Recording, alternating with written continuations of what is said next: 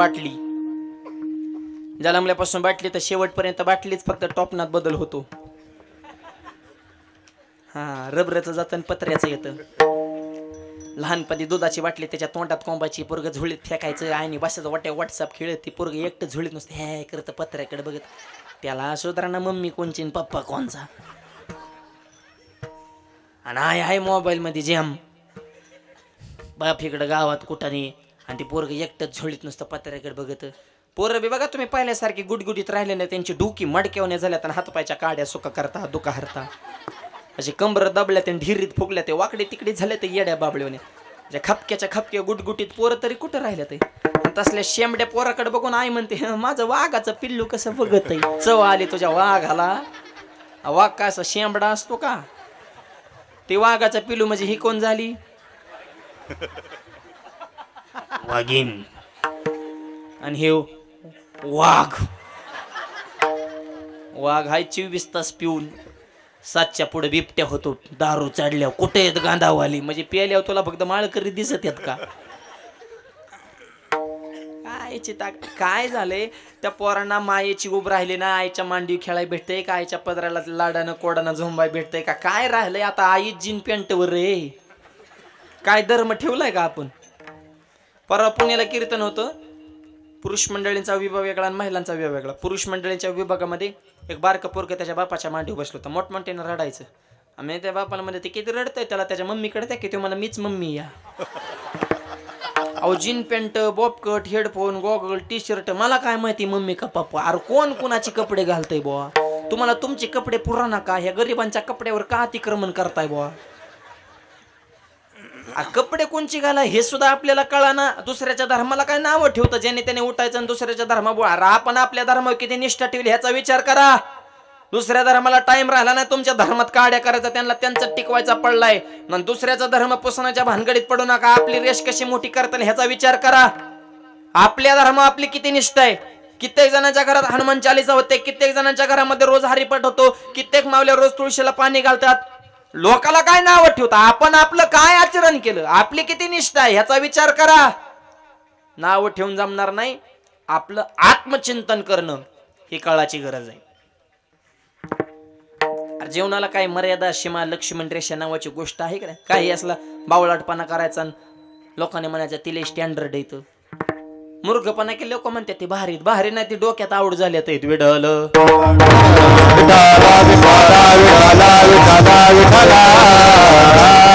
लहानपणी दुधाची बाटली मोठं झाल्या मोठी बाटली आणि एकदा मोठ्या बाटलीच्या नादा लागल्या ते आम्हाला आवरत नाही. 100 गांधावाल्याचं एक पेताड हरिपाठ बंद पडते. बंद करा हरिपाठ. गांधावाले काय लागायचे तर आम्हाला माहिती. हा, आणि त्यांच्यात धमक असेल तर त्यांनी पिऊन दाखवावं. मग त्याच्यासाठी बोका थापला का काय? तो 65चे पिऊन आमचा मालक झाला. हा, पिणारे विचित्र असते. 2 म्हातारे पारावर बसल्या. मला होय दारू प्यायला खोकला जातो का? दुसरा मला 100% जाणार. मला कसं काय? अरे याड्या दारूमुळे माझी बायको गेली, जमीन गेली, घरदार गेलं, गाडी गेली, तुझा खोकला का नाही जाणार मला? आता ती घाली निघले ही घाल. पिऊ नका, चांगलं खा, चांगलं प्या, चांगल्याच्या संगतीत राहा. अरे व्यसन फॅशन वाईट उकटं दिसन तिथं खाली बसन. ह्याच्यात काय बेटन गुटखा खाल्ला तोंड फुटन, दारू प्याला लिव्हर फुटन, चांगल्या कामाताला बंधन तुटन, मित्रमंडळ चांगले ठेवा. नाही तर सुरुवातीला पसत्यान ताडी, तुमच्या वेळात त्यांना आडी, दारू लावत्यान गोडी, इकावं लागन महाडी, इकली गाडी, बायकोची जीर्ण झाली साडीवर लावून त्या दारूला काडी, धरणे अनुभव तुकोबाची जोडीन मंकळन परमार्थाची गोडी. व्यसनाची हरे जाऊन आयुष्याची बरबादी करण्यापेक्षा वार करत बसून हरिपाठ वाचा. 8 दिवसाचा सप्ताह. मग माझी एक स्पष्ट भावना आहे, 8 दिवसाच्या सप्त्यात गावात कमीत कमी 8 तरी माळकरी वाढाव ना. मुद्दा पडतोय का बघा? विनोदाचा भाग नाही, वस्तुस्थिती. वर्षातून एकदा सप्ताह गोकुळ झाले. गावचा इतका आनंद वने रामराज्यासारखं गावात पंढरपूर निर्माण झाल्यासारखा 8 दिवस हा आनंद आपण लुटतोय. पण ह्याच्यातून बदल काय झाला? ह्याचा रिझल्ट काय? ह्याचा विचार करा. कशासाठी सप्ते? 8 दिवसात 8 माळकरी गावात वाढाय नको? अरे ज्ञानोबा तुकोबारांच्या विचाराची परंपरा आपल्या खांद्यावर हे आपल्याला टिकवायची. 8 दिवसामध्ये तुम्ही महाराज किती मोठे आणले ह्याला किंमत नाही. 8 दिवसामध्ये गावातल्या किती तरुण मुलाने व्यसन करायचं सोडून दिलं. हा खरा सप्ताह आहे. हे परिवर्तन झालं पाहिजे.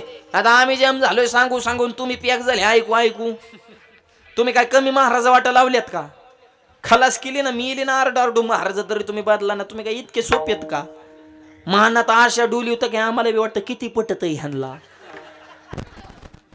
तुम्हाला बी पटत पण मंडपात आहे तोपर्यंत.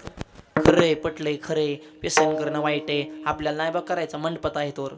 मंडपाच्या बाहेर गेला की तंबाखू हाताव आणि इडा मळता मळताच गप्पा. लय लांबून लांबून महाराज येतात बाबा, लय आरडतात बा मुरुस्तूर. गावकऱ्याने आमदा चांगलं निवडून निवडून महाराज आणल्यात इथं.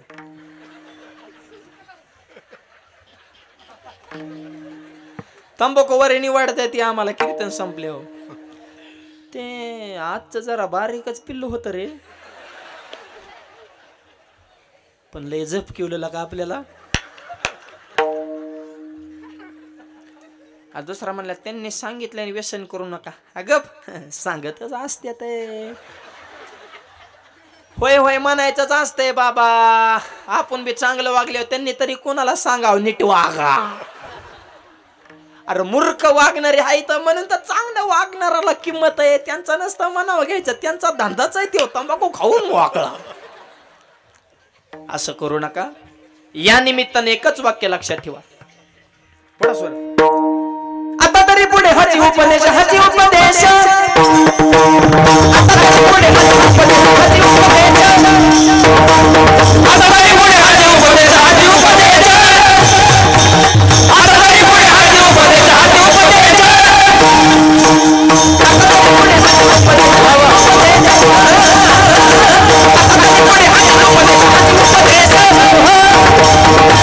पुढे हाची उपदेश, हाची उपदेश.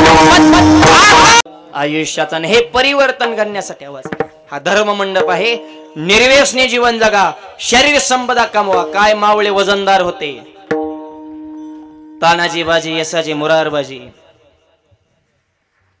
शरीर संपदा आणि विचाराची संपदा. तसे हनुमंत्र आहे महावीर. वीरांचे प्रकार सांगते. पुढचा वीर विद्यावीर एकलव्य. श्री गुरुची नावे माती, डोंगरी जयापाशी होते. ज्ञानोबाऱ्या सांगतात काय होतं त्या एकलव्याकडे. मातेचा पुतळा केलाय पण गुरुवर निष्ठा ठेवली. मातीच्या पुतळ्याकडून ज्ञानार्जन केलं मायबाप. अर्जुनाला सुद्धा ओव्हरटेक केलं होतं. सुपी माणसं नव्हती महाभारतामध्ये. विद्यावीर, गुरुवर निष्ठा. आणि ज्यांनी शाळेत असताना गुरुजींचा मार खाल्ला ते सध्या ऑफिसर आहेत, अधिकारी झाले. तालुका जिल्हा त्यांच्या ताब्यात आहे. गुरूंचा मार खाल्ला आणि जी गुरूंवर गुर राखली ती गुरांना महाग येत. हाई खो हाले हो मशी वळते ते वड्याच्या कडकडने. हा गुरुवर राहुले ना. विद्या प्राप्त करायची असेल तर गुरुवर निष्ठा ठेवावं लागेल. विद्यावीर. असे वीरांचे अनेक प्रकार समाजामध्ये लक्षात आले. तुकोबाऱ्यांच्या काळामध्ये वारकऱ्याने वीर या विषयाचं चिंतन केलं. तुकोबाऱ्यांकडे जाऊन प्रश्न केला महाराज. असे अनेक वीर.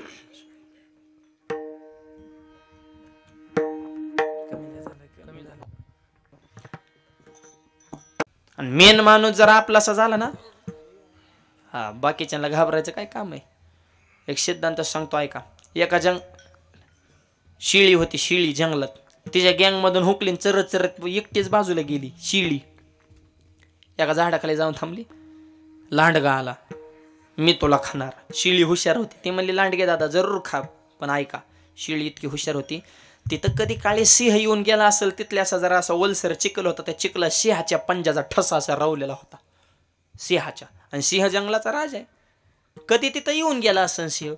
पण शिळीने त्याचं भांडवल केलं. लांडग्याला घाबरवलं. दादा ठसा बघितला कोणाचा आहे? सिंहाचा आहे. तो कोण आहे? राजा आहे. 5 मिनिटापूर्वी तेव्हा आता इथं येऊन गेलाय आणि त्याने मला सांगितलंय मी तुला खाणार आहे. फक्त हातपाय धुवून फ्रेश होऊन आलो.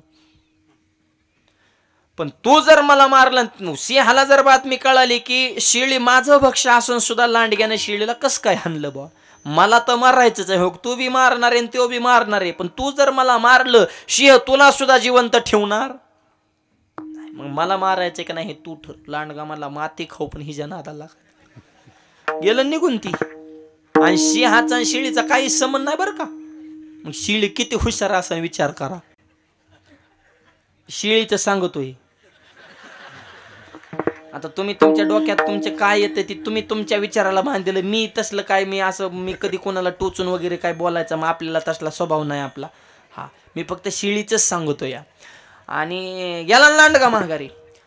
दुसरा हिंस्र पशु आला. शिळीने त्याला बी तसंच वाटायला लावलं. माझ्यावर सिंहाचा शिक्का पडलाय म्हणले, तुला जिवंत ठेवणार नाही. गेला ते बी माग. तिसऱ्या टायमिंगला ओरिजिनल सिंह आला. चला, तरी सुद्धा शिळी घाबरली नाही बरं का. हुशार माणसाचा ते संयमाने ते शांत बसलेत म्हणजे समजा त्यांच्या डोक्यात काहीतरी गेम चालू.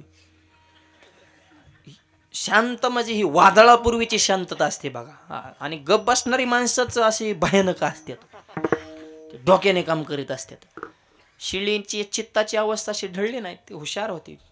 तेवढ्याच ताकदीनं ते सिंहासोबत लढली आणि सिंहाला सांगितलं, दादा जरूर मारा.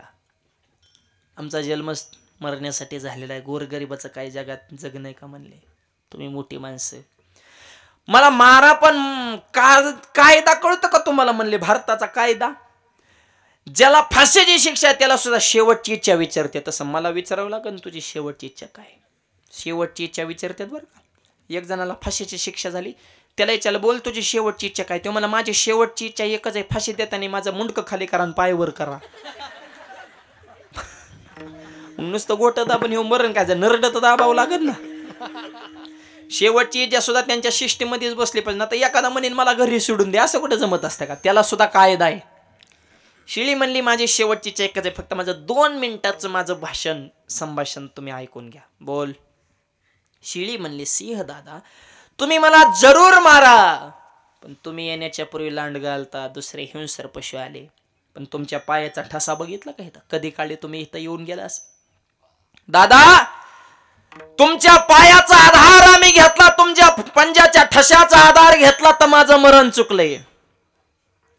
आणि उद्या जर बातमी जंगलामध्ये लोकांना कळली सिंहाच्या पंजामुळे शिळी वाचली आणि सिंहानं शिळीला मारलं, पटतंय का तुमच्या मनाला. तुमच्या पायाचा आधार घेऊन आमच्यासारखे गोरगरीब माणसं या जंगलामध्ये जागतात, तुम्ही आम्हाला मारता. तुमच्या उदार अंतकरणाला राजेपणाला हे शोभत नाही. पायाचा आधार घेतला तरी मरण चुकतंय, तुम्ही मारता. शिर डायरेक्ट रडायच लागला.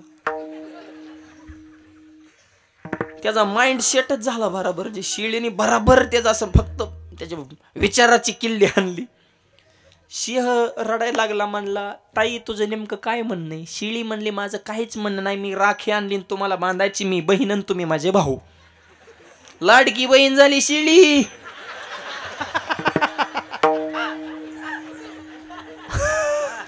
आल्या तर लाडक्या बहिणी. हा, ह्या काही सोप्यात का बहिणी. 9-9 हजार घेऊन कीर्तनाला आल्या तर एकच हप्ता लेट झाला तर बरा मरायला लागल्या होत्या. मलाच काय फोन करायचा, माऊली पुढचा हप्ता येईन का व. म्हणलं दम काढ ना, त्यांचा तर विस्तार होऊन दे की. म्हणलं त्यांचे बी इतके आल्या तर त्यांनाच कळा ना कोणाला बसवा कोणाला रुसवा. जे आल्या तर त्यांना कळा ना आपण कस काय आलोय बो, आणि पडणाऱ्यांना काय कळा नाही आपण कस काय पडलोय बो. त्या बहिणीने काही कमी कार्यक्रम केलाय का या महाराष्ट्राचा. लाडकी बहीण लाडका दाजी मेला कागद वागू जाशी तू ते घरी, जाशी तू ते घरी. त्याला वाटायचं तेवढंच प्यायला फिला होत्या ना आपल्याला. 1.5 तुला कुठं महिन्याला पुरत असते. जो वनडेचं टार्गेट आहे बैठकीला बसल्या 1.5चं. लाडकी बहीण चांगली याच आहे, फक्त होती तशी ठेवा. आता निकष लावायचे म्हणले, जमनीवाले काढान, गाड्यावाले काढान, हे काढान ते काढान. 5-6 लाख तर वगळल्या बहिणी. आता कार असं करता, बहिणीने भरभरून दिले मग बहिणीला बी भरभरून द्या. आता विठ्ठल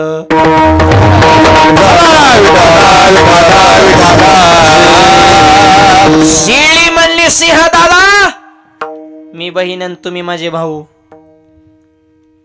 सिंह म्हणला ताई माझं भाग्य तुझ्यासारखी बहीण मला भेटली.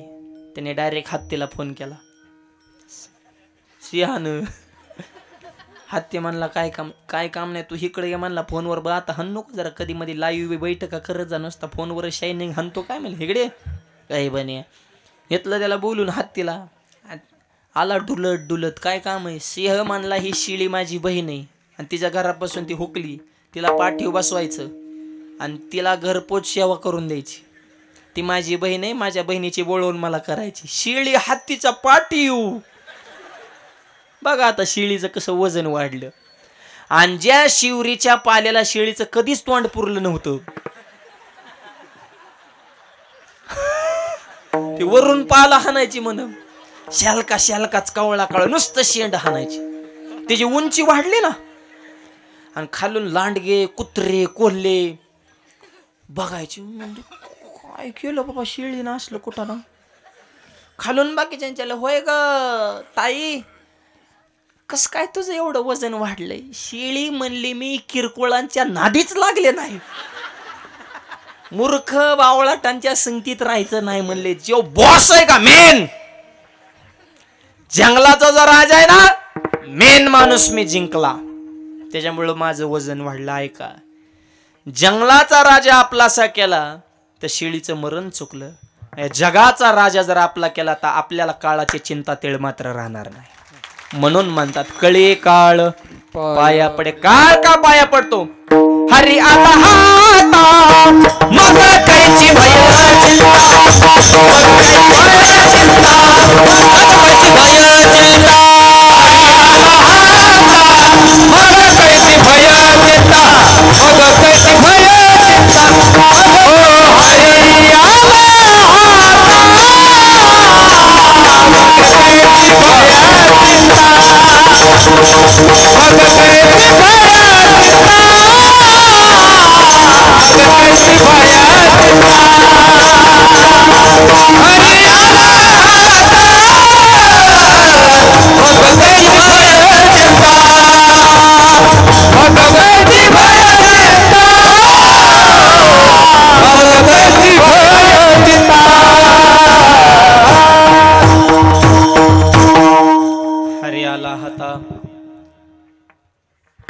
मग कैची भय चिंता राहिली नाही का.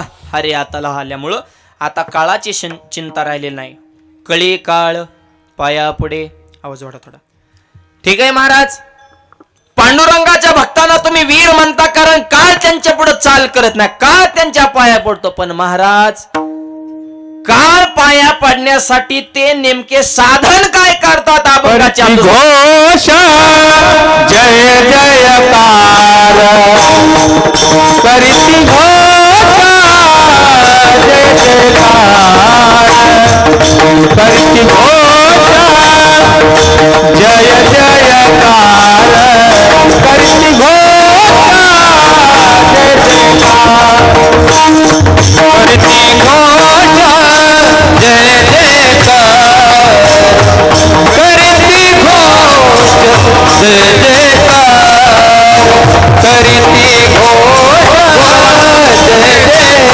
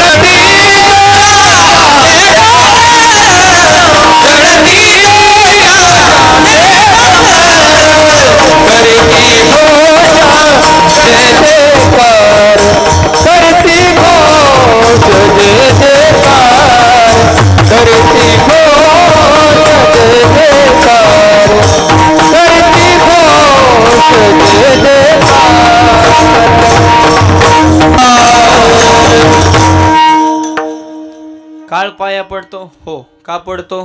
हे काय दुसऱ्या चरणात आहे. करते घोष जय जयकार, भगवंताच्या नामाचा हरिभक्त जयघोष करतात. ज्ञानोबराय नाम घोषाची ताकद सांगतात. आईशे माझे नाम घोषे, नाहीशी करते विश्वाचे दुःखे, हे जगाची महासुखे दुमदुमीत भरले. करते घोष जय जयकार, जळती दोषाचे डोंगर, नाम संकीर्तना साधन पै सोपे, जळतील पापे जन्मांतरीचे. भगवंताच्या जय घोषानं पाप राहत नाही, दोषाचे डोंगर जातात, दोष जातात, पाप जातात, विघ्न सुद्धा पळून जातात. नामाच्या चिंतने वारा वाटा पळते विघ्ने. फक्त जय घोष करायचा, भगवंताचं नामचिंतन अखंड.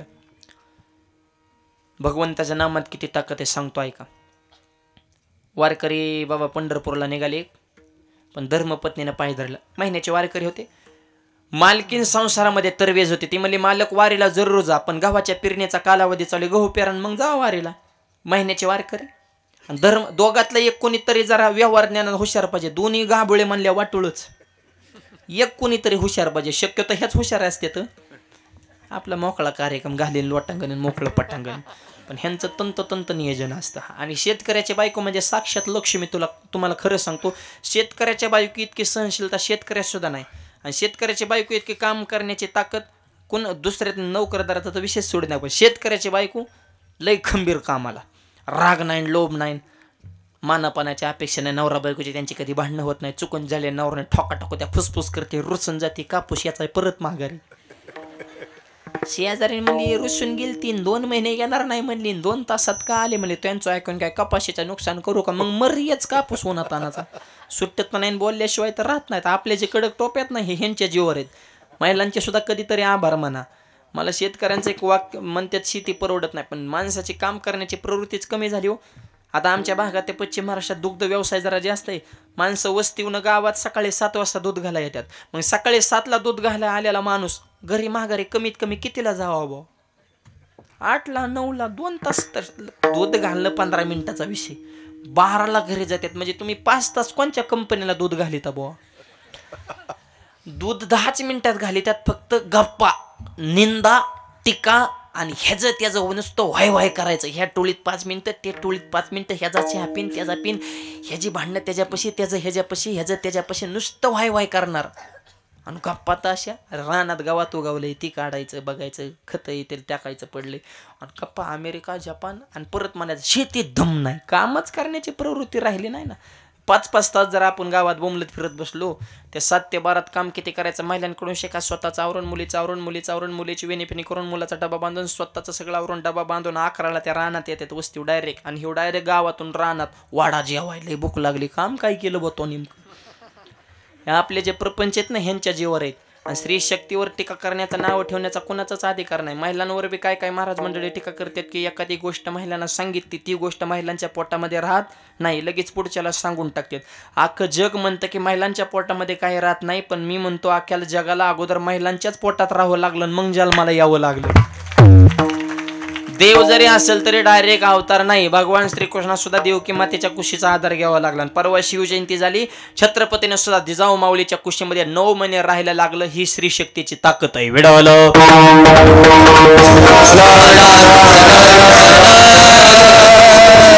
पती पत्नीमध्ये एक विचार पाहिजे. वारकरी पंढरपूरला निघाले, मालकीने सांगितलं, मालक म्हणले ठीक आहे. आणि एक विचार असतो नवरा बायकोत, पण नवीन नवीन नवरी बघा ना किती शुद्ध बोलती. मालकाला एव्हा तेव्हा, मालकाला मी तुम्हाला जेवायचे का, कशाला जेवण ती मरायला, ते अनुस्वार ऐकून त्याचं पोट ऐकलं का, अरे बाहेर रे का काय, ते गायबा नाही का काय, ते सरळ बोल की, हेवन तेव्हान जेवण केव्हान नसतं, अनुस्वाराला मरायला देत असते. आपली बोली भाषा जशी असेल तसं सहज बोलायचं. वर्षभर म्हणते जेवायचे का, वर्षाने म्हणते गिळायचंय का नाही, म्हणजे आलं का मूळ स्वरूपाव. 2 वर्षांमध्ये हाताने घेऊन गेलाय हो, 3ऱ्या वर्षी म्हणतो प्रस्थान कधी रे, दिंडीत मरतो पण घरात नको मानला. मालकाचं डोकं दुखत होतं, मालकीन मालकाचं डोकं दाबत होती. डोकं दाबतात होता मालकीन मालकाला म्हणे, होय व लग्न झाल्यापासून तुमचं डोकं दुखलं, मी तुमचं डोकं दाबते. लग्नाच्या आधी तुमचं डोकं कोण दाबायचं? तेव्हा मला लग्नाच्या आधी माझं डोकंच दुखत नव्हतं. तुला हार घातल्यापासून डोकेदुखी वाढली म्हणला, नाही तर लय सुखानं जगत होता. आता इतकं टुचून बोल्यावर कसा त्याने स्वयंपाक करायचा, तरी विचार करतात राव. जरा शब्द माणसाचे असं मोजके असावेत, चांगले असावेत. आपल्या शब्दामुळं एकमेकाचं मन दुखू नये असं माणसाचं बोलणं असावं. वारकरी निघाले पंढरपूरला. मालकीने म्हणले गहू प्यारा मग जा. बर करते घोष जय जय कर ह्याच्यावर सांगतो बरं का नामाची पावर. वारकरी गेले गावात. गावातला दुकानदार त्यांच्या विरोधातला होता आणि चांगल्याच्या माणसा विरोधातच असते. आणि ज्याच्या विरोधात जास्त माणसं त्याने समजायचं आपण चांगलं जगतोय. विठ्ठल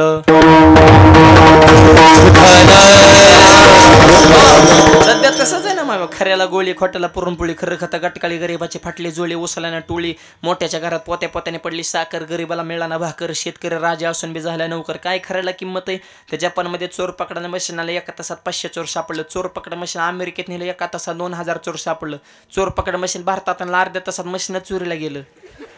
आता का नुसत्या लाबड्याच म्हणे. बीडचा बाजार भरला. बीडच्या बाजारात एक जण माशा मारायची पावडर काय बसलं तर 2 रुपयाला पुढे माशाच मारणार. लोक म्हणे 2लाच माशा मारतात. मरणाच्या पुढे खपले. एक जण घरी गेलं बायकोला पुढी सोड पावडर आणली. पुढी सोडली. पुढीत पावडरच नव्हती. कागदाची चिठ्ठी होती. चिठ्ठी पेनानं लिहिलं तर उजव्या हाताने जेवण करा डाव्या हाताने माशा हाना. आता ही का औषध आहे का काय का काय सोरवाडा नुसत्या लाबड्या चालू. म्हणून तर जनाबाईने रागा रागा आपण कसलीला धुंद झाला तुझा दरबार. धुंद झाला तुझा दरबार. धुंद झाला तुझा दरबार. धुंद झाला तुझा दरबार. वडोदा धुंद झाला तुझा दरबार. धुंद झाला तुझा दरबार. धुंद झाला तुझा दरबार.